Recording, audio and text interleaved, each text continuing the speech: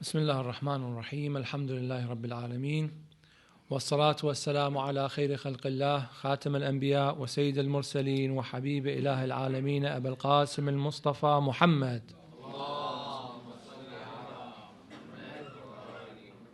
وعلى أهل بيته الطيبين الطاهرين. Brothers and sisters جميعا, السلام عليكم ورحمة الله وبركاته.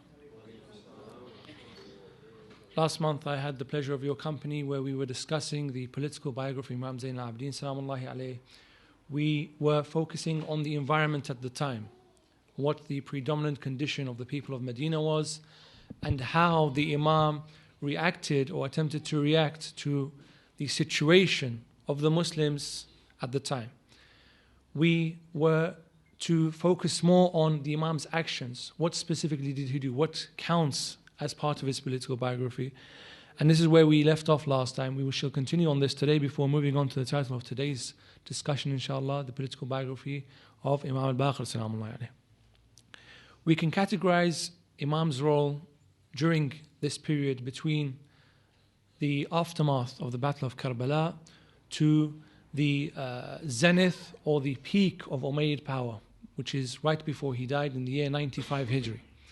In these periods, which was over 30 years, that the Imam was the inheritor of the knowledge of the Ahlul Bayt and the Prophets, he attempted to oppose Banu Umayyah indirectly. What I mean by indirectly is not coming out openly in defiance of Banu Umayyah, not carrying political slogans, not starting a political party, not actively or openly endorsing any military opposition to Banu Umayyah, and not opposing the Khalifa directly by speaking against him as a person, as an individual, rather as a movement, rather as an appearance, as a condition. Yes, the Imam spoke out. In this way, the opposition can be categorized, as I said, into three types. The first was through his ibadah, through his worship. This is the most apparent, which is why the Imam had the title Zaynul Abidin, the prince, the jewel, the adornment of the believers. The hadith is narrated that on the Day of Judgment, a caller will call out to say, where is Zaynul Abidin? Where is the best of the believers? And the Imam will be the one singled out for this, and he will appear in front of all to denote that only he is worthy of this name, of this title. So the Imam, through his ibadah, was able to distinguish the Ahlul Bayt from the Banu Umayyah. Why did he need to distinguish? Because thanks to the role of people who fabricated hadith, some of them unfortunately were companions of the Prophet, because the poets who were acting as if they were mercenaries, who praised Banu Umayyah and attacked their enemies and criticized the Ahlul Bayt specifically for being weak, and because of those whose dogma and whose faith was a danger because inherently it was false. An example, the Khawarij, for example, the Murji'ah, who were very supportive of the Umayyad state.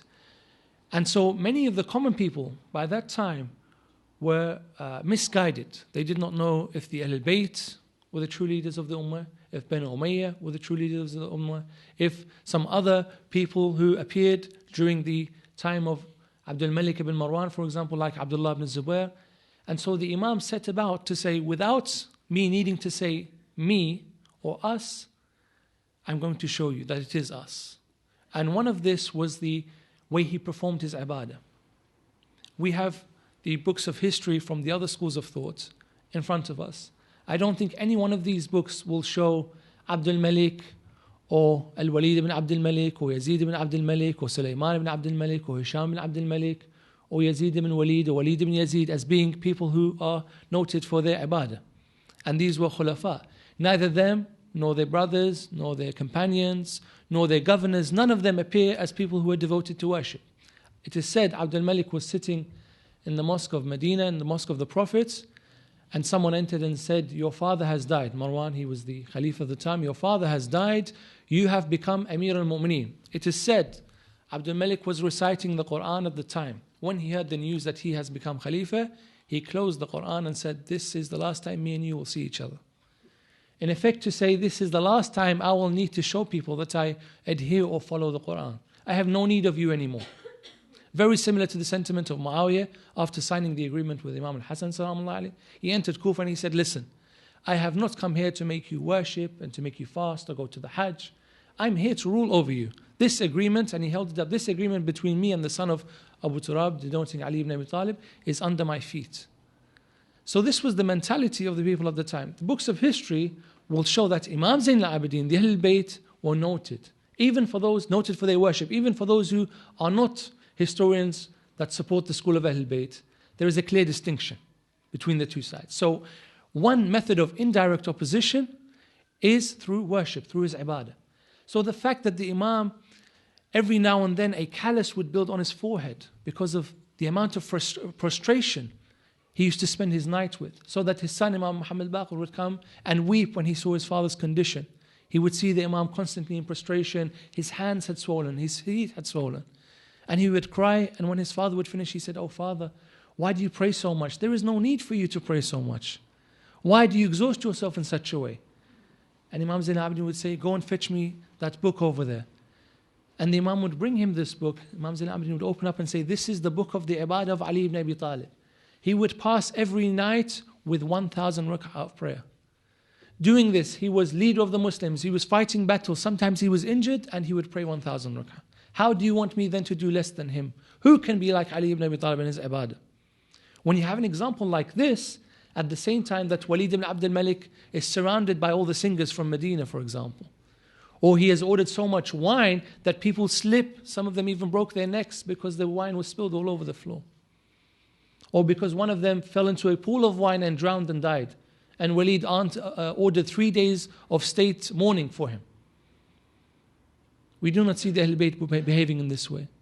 Which is why one of the poets says to them, "O you people whose livelihood is built on the sale of wine, do you compare yourself to people in whose house the angels used to knock on the door to seek permission? You dare to call yourselves Khalifa over them?" So the ibadah was one way of indirect opposition, to say, look, Khalifa, successor to the Prophet, a part of it must be ibadah, worship. Who performs this ibadah? The drunkard in Damascus or us? Which is one of the reasons why Imam al-Husayn salamullah alayhi refused to give allegiance.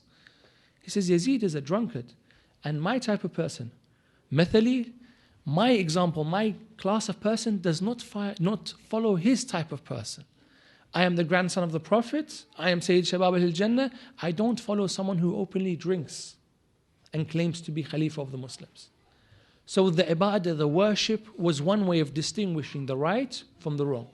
So that if people were confused, they listened to the words of the poets, or they read some of the works of the Murja, who were supporters of Banu Umayyah, or they read some of the tribes who had a political affiliation with the Banu Umayyah and read their words. But when they came to Medina and they saw the Imam's practice, they were able to distinguish.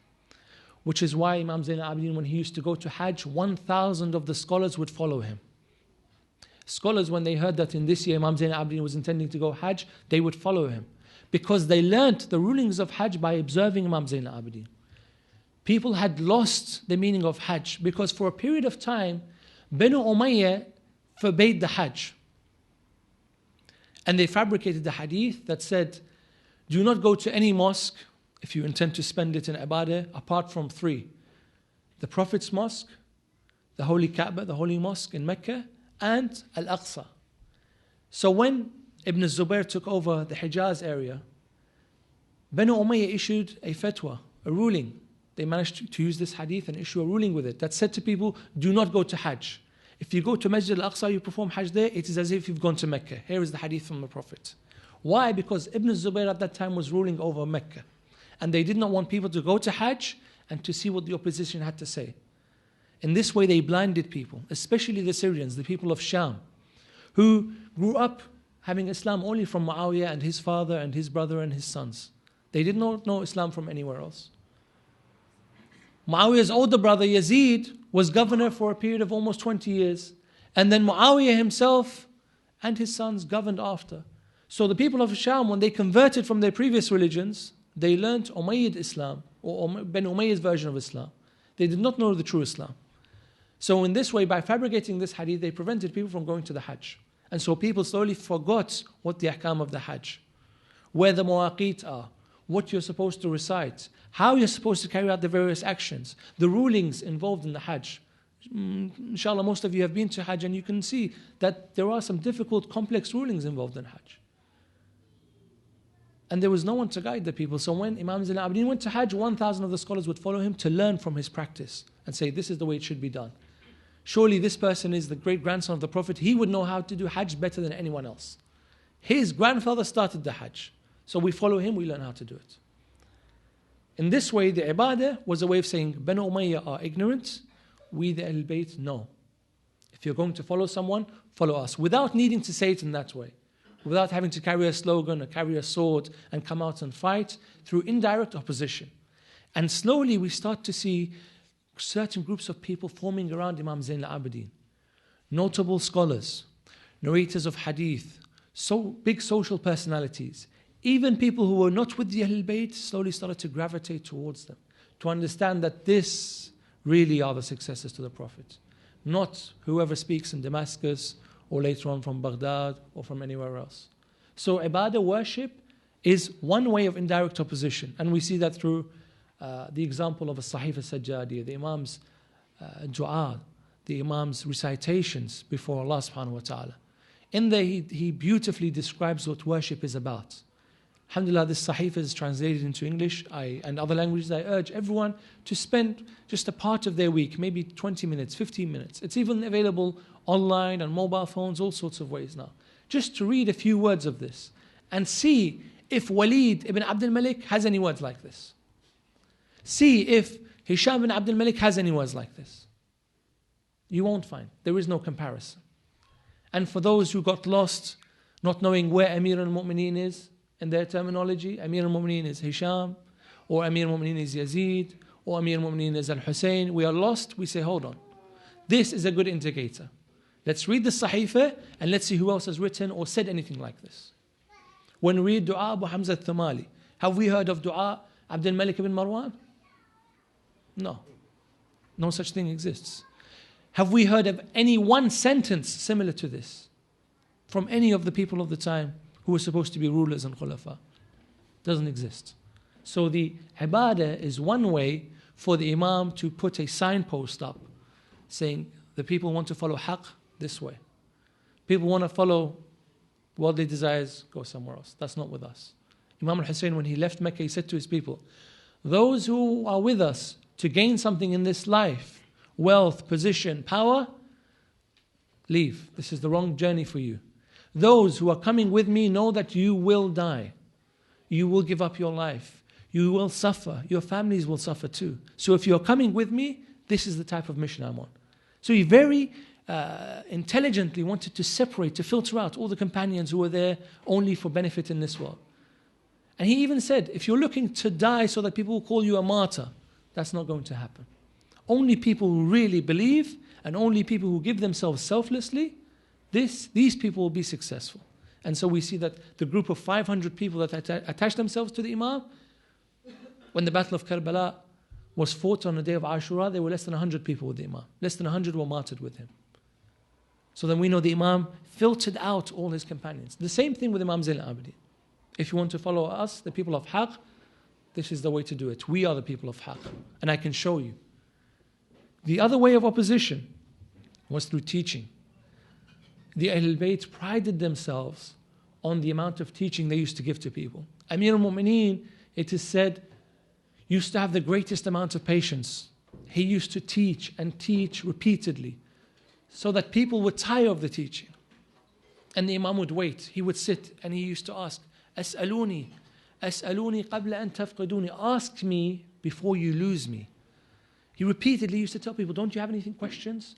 Don't you want me to teach you? Don't you want advice from me? In a way that he exhausted the people. They ran out of questions to ask. And he would say, ask as much as you can. And we have the Khulafa in Damascus, who when Abdul Malik ibn Marwan was giving a long speech, the sun started to set, Maghrib time came, and one poor person, one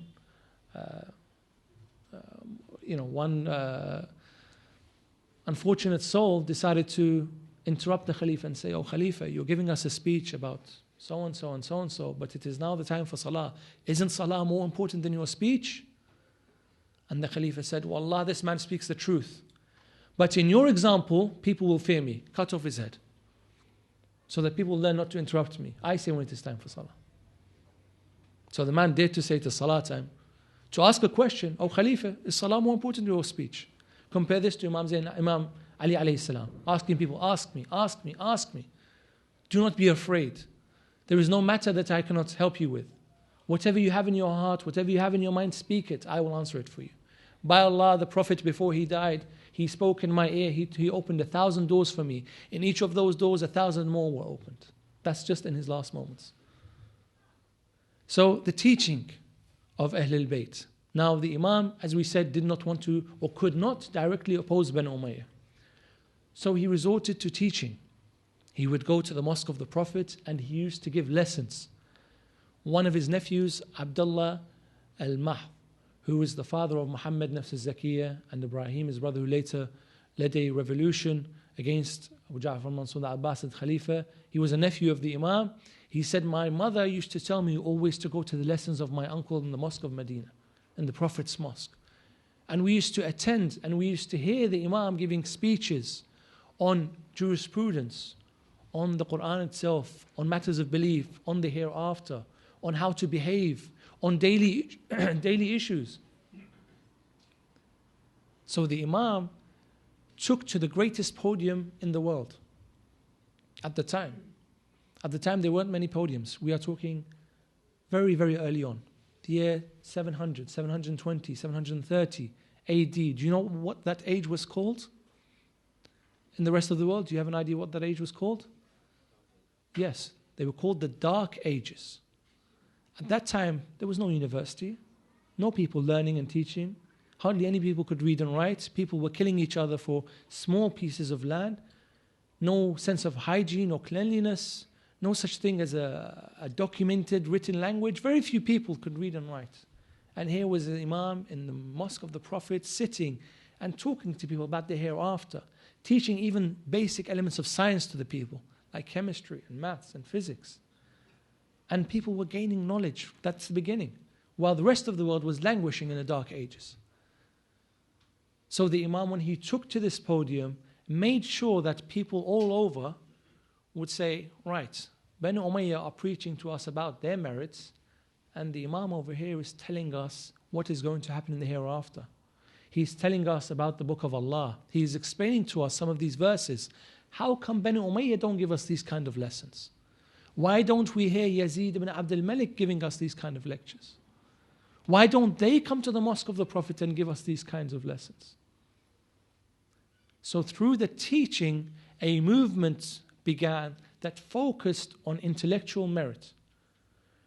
My leader should be someone who is highly intellectual. Not that he learns long verses of poetry or he is a master at genealogy, but someone who is able to explain to me some of the complex verses of the Quran. Someone who is able to explain to me rules of jurisprudence. Someone who is able to narrate authentic hadith from the prophets. Walid ibn Yazid ibn Abdul Malik will narrate authentic hadith. He used to have a stutter in his tongue.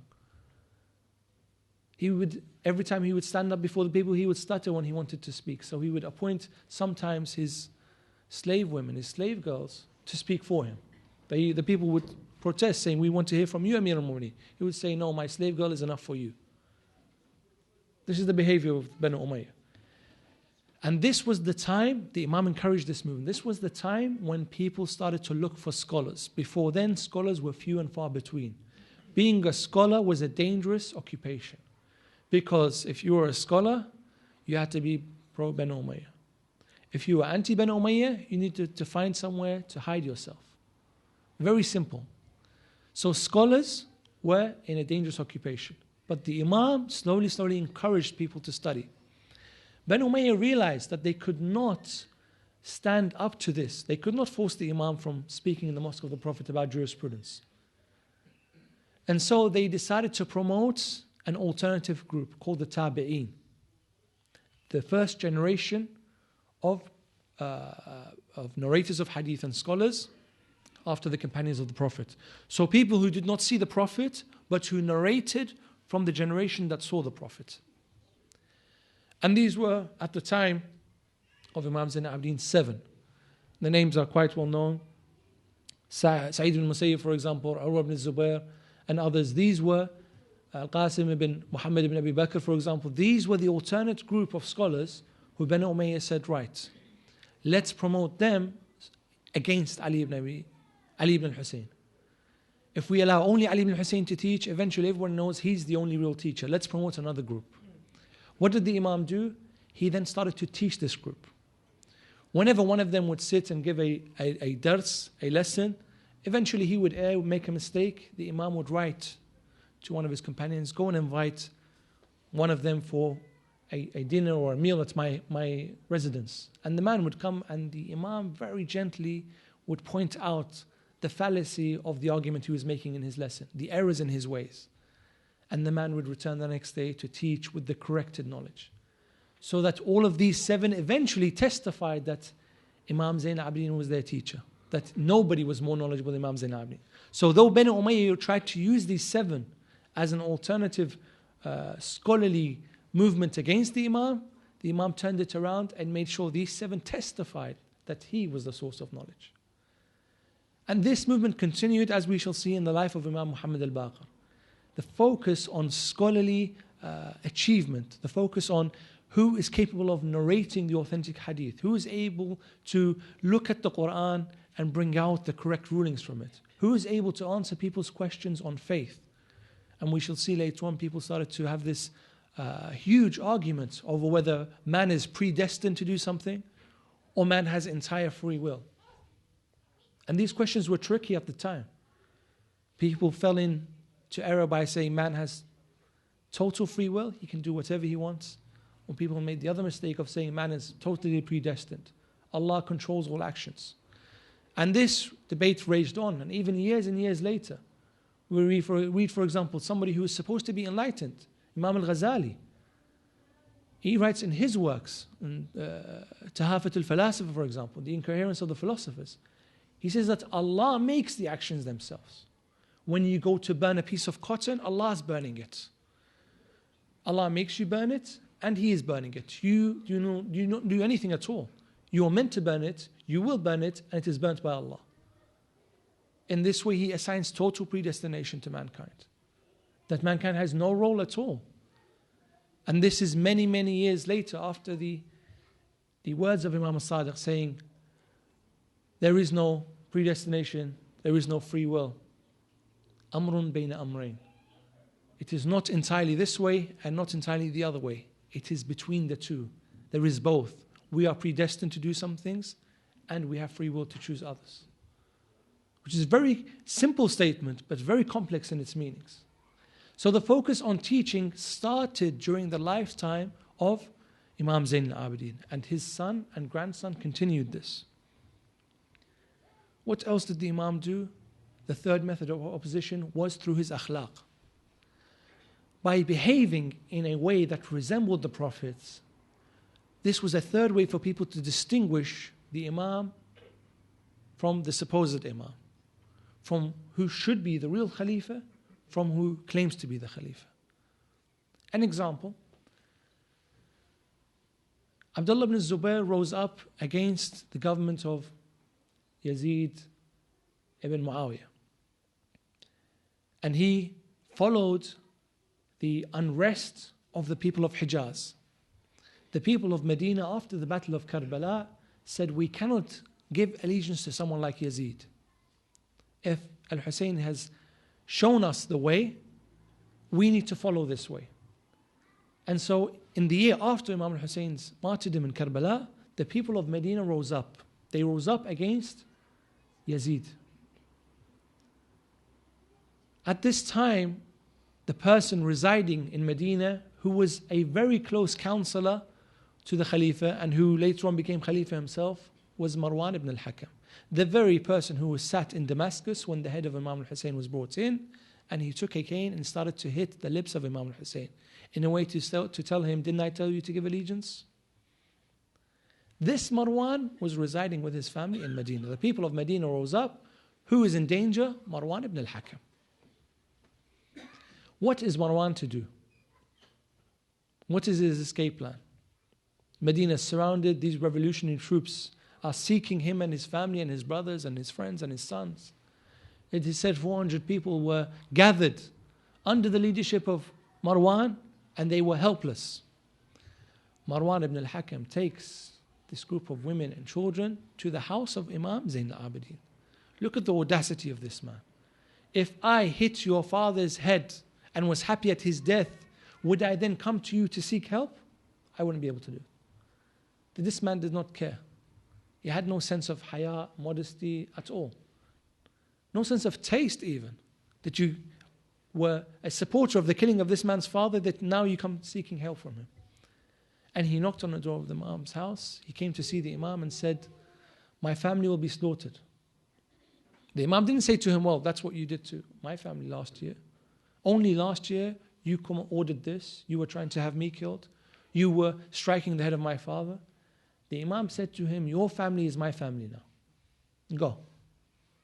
Go and do not worry. Go where you need to go. Your family is my family.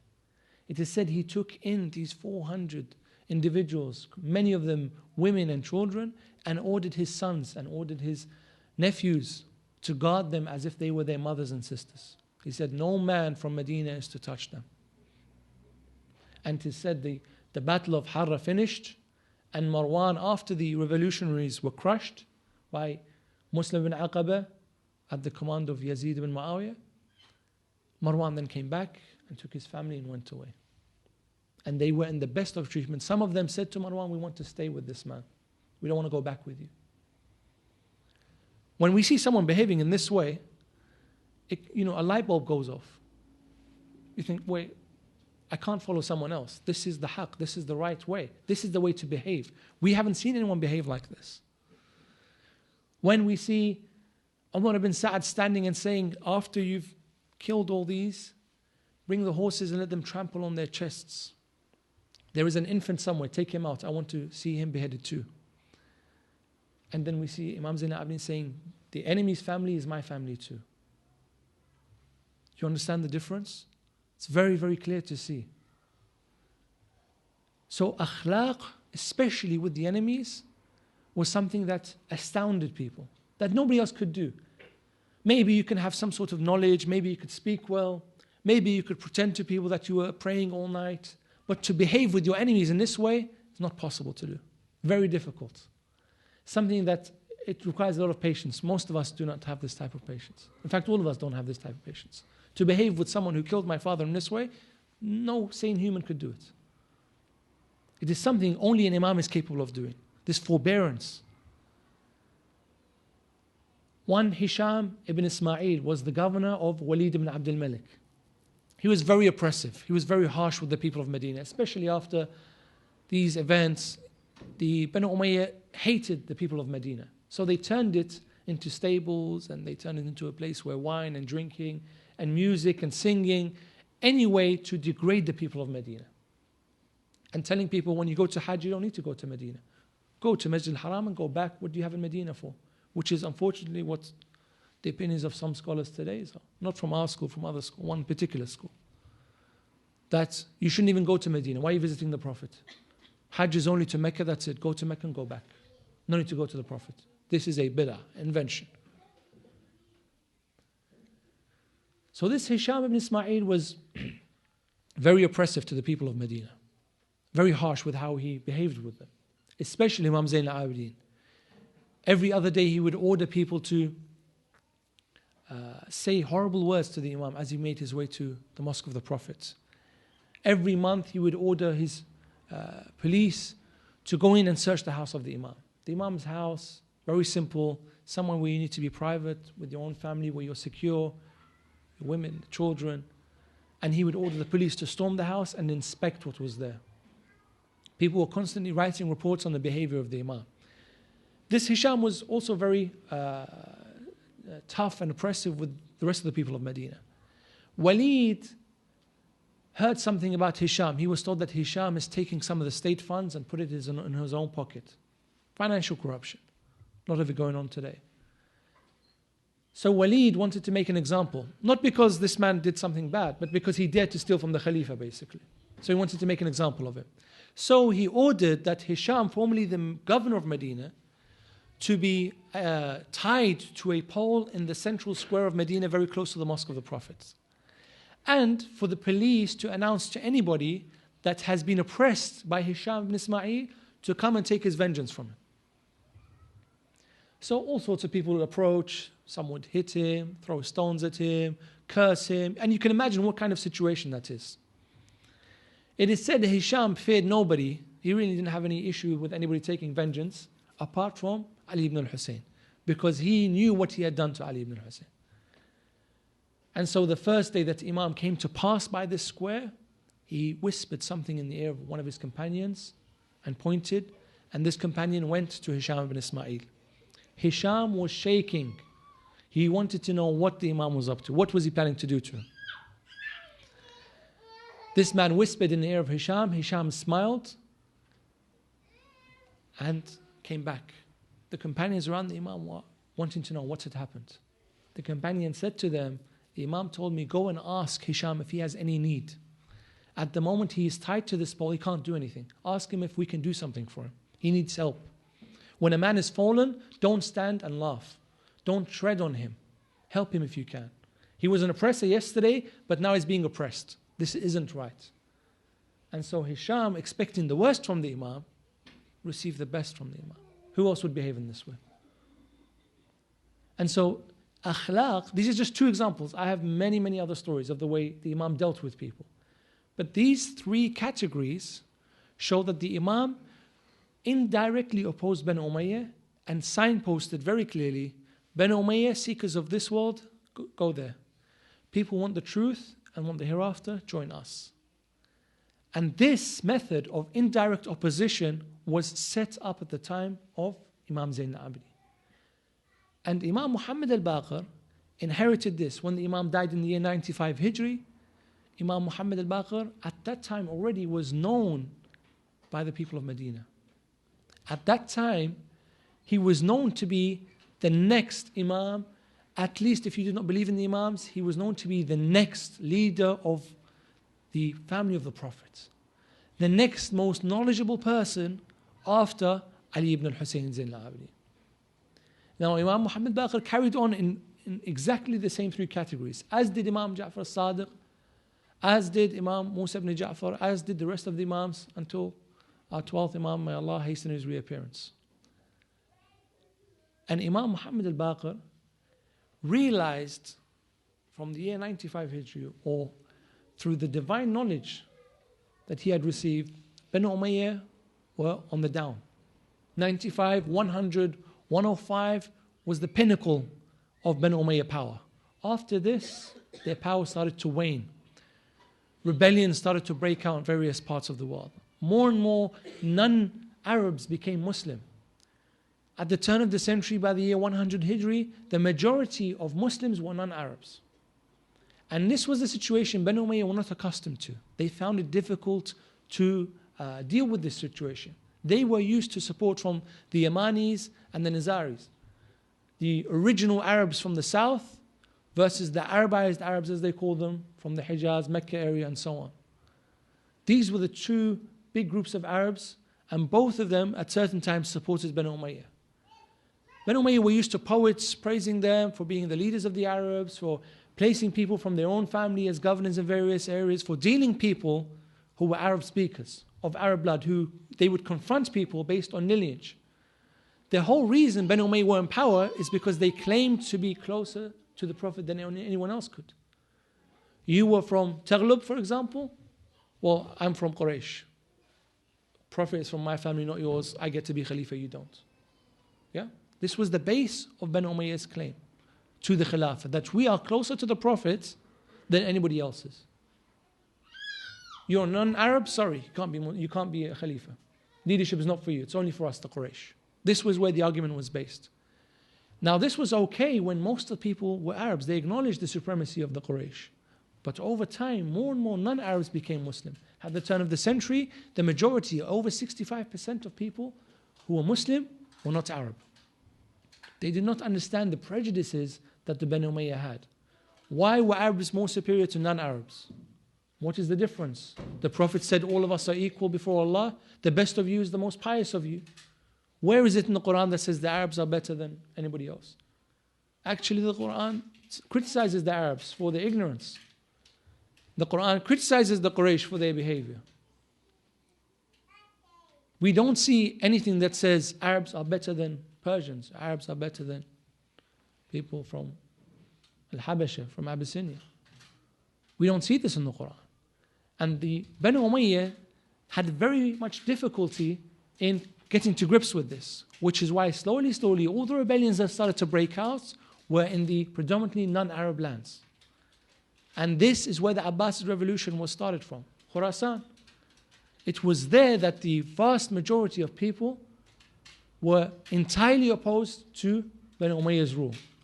And this is where the Abbasid army was raised and was moved slowly westwards until the Battle of the Zab, which is very close to Sham, between Sham and modern day Iraq, when finally Banu Umayyah collapsed, and that was it, end of their rule, the Battle of the Zab, many years later. So the Imam knew this was about to happen.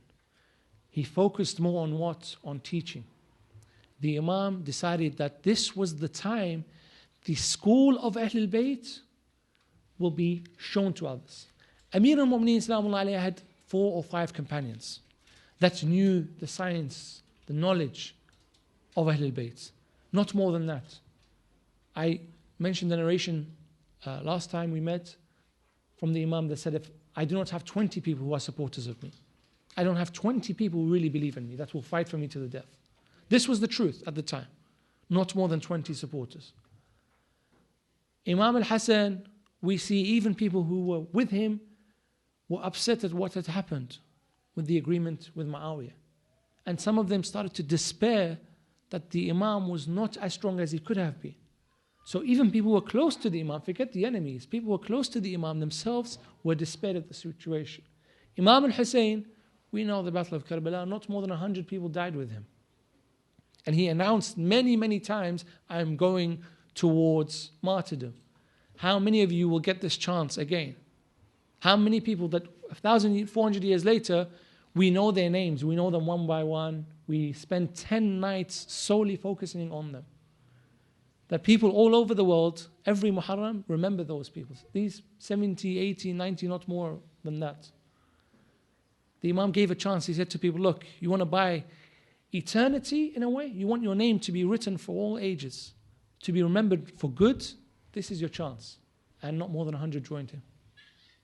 Imam Zayn al-Abidin in a similar situation. Very few people with him.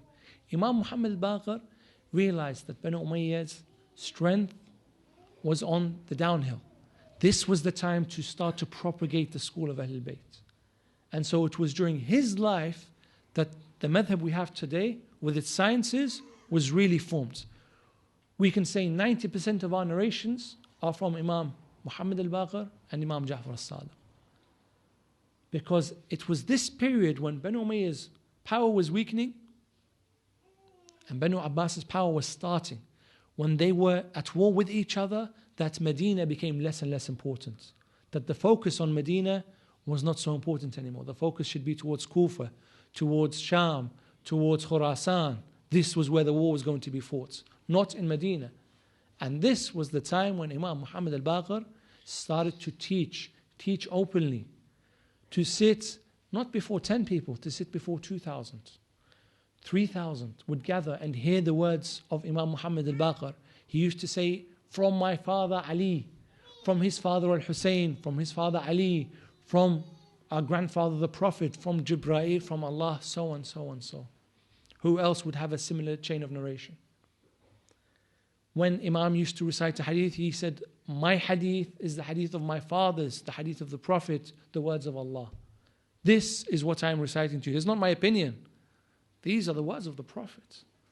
And at that time, nobody else had this ability nor this knowledge. And this is when we start to read the names of the famous companions. Jabir ibn Yazid. We have, for example, Jabir ibn Yazid Ju'fi, Abu Hamza al-Thumali, Aban ibn Taghlib, for example. And we have in the Ja'fari madhab, the first six narrators of hadith, who if a hadith, their name is mentioned in as one of the narrators, that hadith is sahih. They are called ashab al-ijma', the people on whom there is consensus that they are truthful, and that they do not narrate a hadith until it is authentic, and that whoever narrates from them, that hadith is authentic too. This is an opinion that all scholars agree on. Their name's Zurara. Everybody knows Zurara. Zurara is said to be by Imam al-Baqir the jewel of our followers. He says Zurara amongst a group of 3 or 4, if they were not with us or if they die, the knowledge that we possess will not be given to the people. You would lose the knowledge of the Ahl Bayt. Zurara is one of the pillars of this madhab. And when the police and the state secret services at the time started to put a closer eye on Zurara, and Zurara's life was in danger, what did the Imam do? He started to tell people in front of these very policemen, Zurara is not one of us. Zurara is not from our school. The policemen would write back to their commanders, actually the Imam, Muhammad al-Baqir, says Zurara is not one of them, we should leave him alone. Zurara's life was spared. Repeated and repeated, some people started to try to take advantage of this and say, look, the Imam is cursing his own followers. The Imam wrote to Zurara, or said to his son, he said, go and tell your father, when we say some criticisms of Zurara, it is to save his life. We do not say anything bad about him except that we are fearful for his life. We know who is listening to our words. Zurara has become so famous that when people came to know what the teachings of the Ahl Bayt were, they would go to Zurara. He was the spokesman of the Ahl Bayt. He knew the madhab inside out. If I wanted to know what Imam Muhammad al-Baqir wanted to say, I couldn't reach Imam Muhammad al-Baqir, I would go to Zurara. Zurara, what is the opinion of the Ahl Bayt on this? And he would give me the opinion. One man came to Medina from Kufa. He wanted to meet the Imam to ask him a question. The Imam looked at him in a way puzzled. He said, why did you come to me? Zurara would have sufficed for you. He would have told you the same thing I can tell you, or I will tell you. This was the position of Zurara. So when we read some of these narrations and people try to take advantage, say, look, the Imams themselves, their own followers, there is a confusion here. No confusion at all. The Imam knew what he was doing. He was protecting the life of his companions and his followers. So Zurara is one of those people, if you read his name in a narration, that narration is authentic. We have this in the books of our scholars. Muhammad ibn Muslim is of these 6. Muhammad ibn Muslim is called Faqih Ahlul Bayt, the scholar of the Ahlul Bayt, the scholar of the school of Ahlul Bayt. Muhammad ibn Muslim would sit in Kufa and give opinions, not his, the Imams. Because he left Kufa, went to Medina, studied under Imam Muhammad al-Baqir for 4 years. He says, for 4 years, I knew no one but Muhammad al-Baqir. He means to say, I saw and learned from no one but Muhammad al-Baqir. I used to sleep by his door so that when the door would move, I would be the first one up. The Imam sometimes tried to hide from me in a way that he knew I was sleeping. So he tried to leave through another door because he did not want me to wake. The Imam used to sleep very few hours. He said, even then, I tried to leave something in his path so that when he walked, he would make a sound, I would rise and follow him. He said, these 4 years, I spent totally in servitude to the Imam. I learned everything from him. He went back to Kufa, and when people wanted to know what the opinion of the Ahl Bayt was, Muhammad ibn Muslim would give the opinion. He is one of those, if you read Muhammad ibn Muslim in a hadith, that hadith is authentic. Even if that hadith may seem weak, because Muhammad ibn Muslim is one of the narrators, that hadith becomes elevated, the scholars say. It becomes a sahih hadith. The hadith is mended in a way, the tradition is mended by the presence of Muhammad ibn Muslim. And these 6 are called Ashab al-Ijma'. These were taught, some of them were raised, like Zurara, they were raised by the Imams, as if they were their own sons. Now you can say, what's the relevance of teaching in this context? Well, when Zurara went away to his people, or when Muhammad ibn Muslim went back to Kufa, they didn't say, my opinion is so-and-so, or I believe in so-and-so. They said the hadith of Muhammad from Ali, from Al-Husayn, from Ali, from Muhammad, from Jibreel, from Allah is so-and-so. This spread amongst the people. The hadith that we have is from that time. So much so that the school of Ahlul Bayt became known. It was distinguished. Forget the Mu'tazila, forget the Murji'ah, forget the Khawarij. This is a school that we should follow. This is one that teaches on all aspects of knowledge, on jurisprudence, on tafsir, on akhlaq, on sciences of the natural world, as we shall come to see with the later Imams. This is the school that we really want to see. And the Imams also supported the poets that defended the Ahlul Bayt. People like Al-Qumayt, for example, who whenever Banu Umayyah paid a poet to recite something very well or very high in their praise, he, the same day, the same night, would write a poem exactly opposed to what that poet would say. So this poet would be paid by Walid ibn Abdul Malik to say that Walid is so generous, he spends so and so money.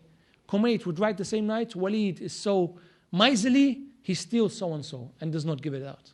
The same night he would write the poem opposing them. The Ahlul Bayt were generous to these people. This was generosity for the sake of generosity. This was also to promote the people who were speaking the truth. Again, an act of indirect opposition to Banu Umayyah. If they weren't going to come out and carry a sword, they would use mini swords. Scholars, poets, famous people who would speak up for the Ahlul Bayt. So when we talk about the political biographies of the Imam, we're not saying, right, how many battles did they win? How many wars did they fight? How many lands did they conquer? How many years did they rule as Khalifa? How many great political battles did they fight? We say, what did they leave behind? How is it that though people try to wipe their names from the pages of history, Muhammad al-Baqir is much more known than Sulaiman ibn Abdul Malik, than Walid ibn Yazid. Today, there are 300 million people who believe that Muhammad al-Baqir is their Imam. But if you ask other Muslims on their street, is Walid ibn Yazid your Imam? Who's Walid ibn Yazid? Has he authored anything? Who is Muhammad al-Baqir? We can say, well, he taught so-and-so. Here's his hadith. Here's his works. Here's what we have learned from him. Who is Zayn al-Abidin? He is the man who wrote us this treatise of rights. This whole work that tells us what is for you and what is against you. What you must give and what you can have. And this was during the Dark Ages. So inshallah, when we look at the lives of the Imam, we go beyond the things that we commonly hear in our majalis, that the Imam was so and so, and the nice stories. That we want to look at who were they as persons. Did they shun political life and withdraw? As some people said, unfortunately, that the Imam Zayn al-Abidin withdrew into mourning. He spent his life in grief. Not true at all. They did shun the political process, correct. But they then devoted their life to indirect opposition to the people on the wrong path, or people that were misleading the Muslims, Banu Umayyah. How? These methods, teaching, ibadah, akhlaq. And through the words the Imams left behind us, through the thousands of hadith that we have, around 45,000 hadith we have from the Imams. Around 40,000 of them, maybe more, are from Imam Muhammad Baqir and Imam Ja'far as-Sadiq. We understand what these Imams were trying to do. وآخر دعوانا الحمد لله رب العالمين والصلاة والسلام على خير خلق الله محمد وآله الطاهرين.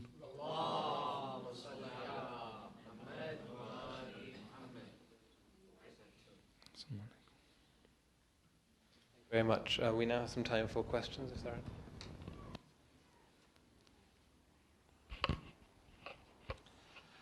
So very, very interesting and really some really important points were raised. I just got a couple of questions. Yes. You mentioned the interesting fact after the turn of the century, 65%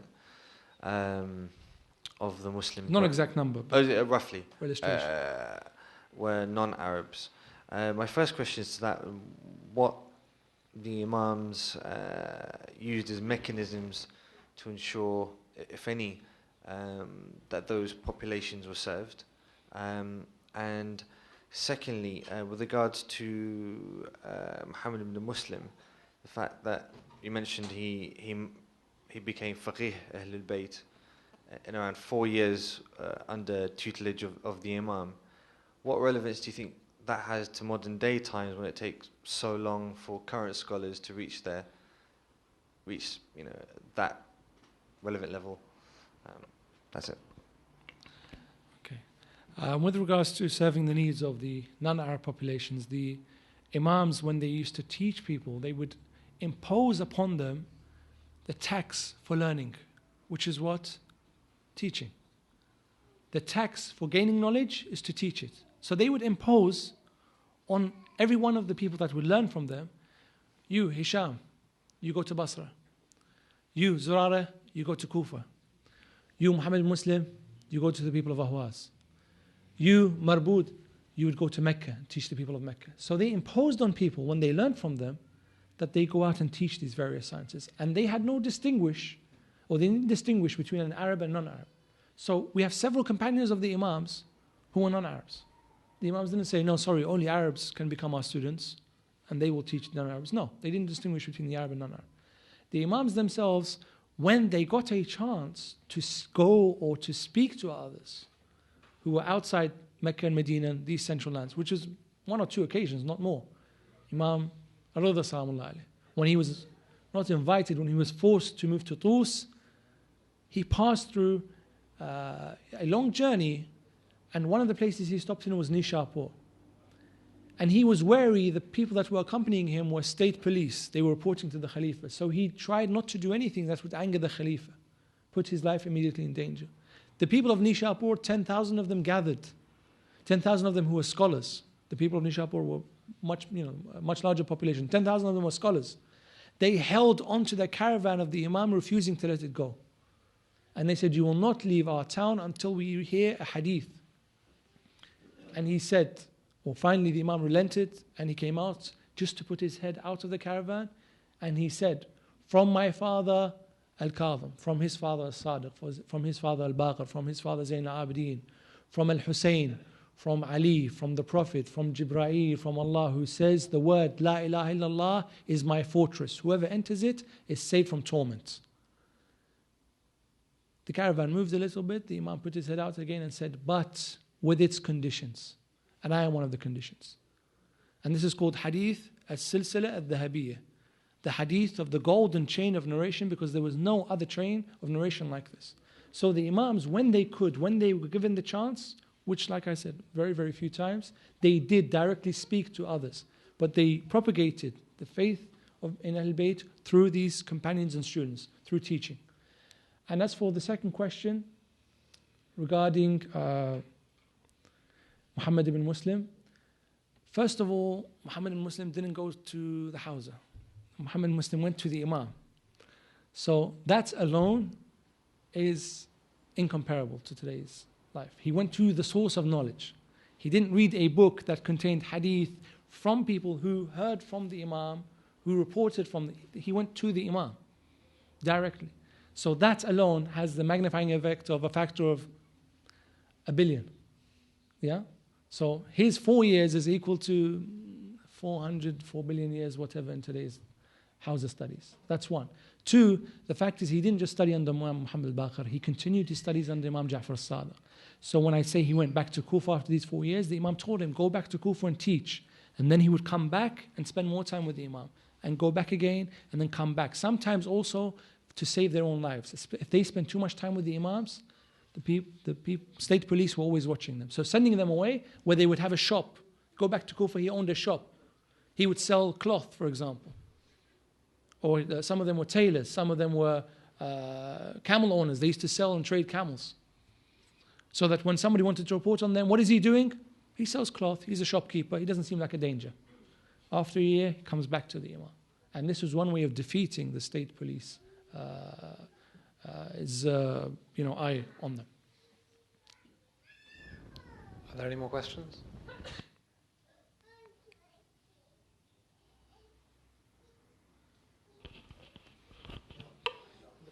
Assalamu alaikum. Two questions. One, how did Iran become a Shia nation?